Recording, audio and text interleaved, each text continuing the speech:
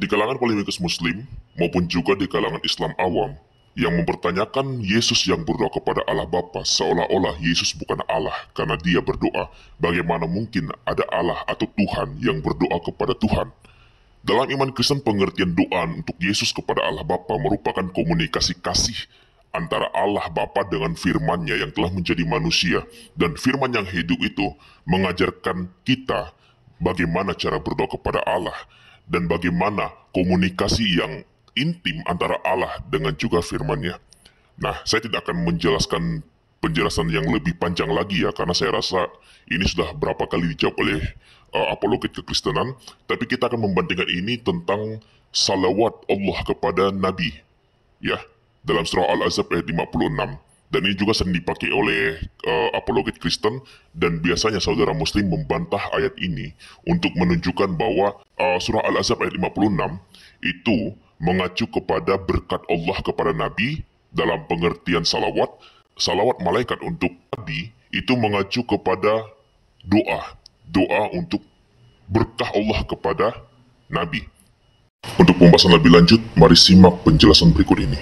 Dalam tafsir Ibnu Qatsir, Ibnu Qatsir sendiri memberikan dua perbedaan, salawat Allah kepada Nabi dan salawat para malaikat untuk Nabi.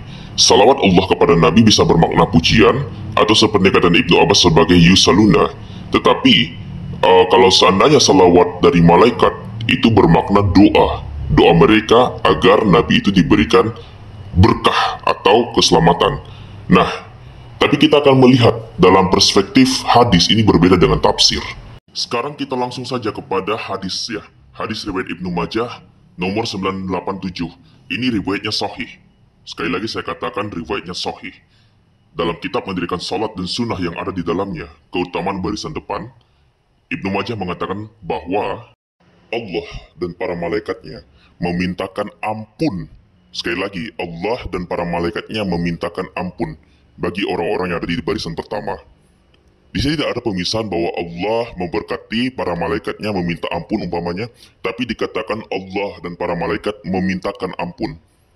Mungkin agak sedikit janggal ya kalau kita lihat bagaimana mungkin Allah meminta ampun. Kepada siapa Allah meminta ampun? Padahal Allah yang memberi pengampunan. Jadi ini berbeda ya dengan tafsir ya. Kalau tafsir itu memberi pemisahan, tapi kalau dalam hadis tidak. Allah dan malaikatnya meminta ampun. Nah, ini ada 13 hadis yang terkait. Nanti kawan-kawan bisa cek berdasarkan sumber yang saya gunakan. Sekarang kita beralih dari hadis yang lain. Hadis riwayat Abu Daud 578 yang tergolong hasan. Berarti riwayatnya bagus ya atau baik ya. Kitab Syaf-Syaf, bab siapa yang dianjurkan untuk salat di belakang imam dan larang untuk berlambat-lambat dalam kurung di syaf akhir. Apa kata Abu Daud?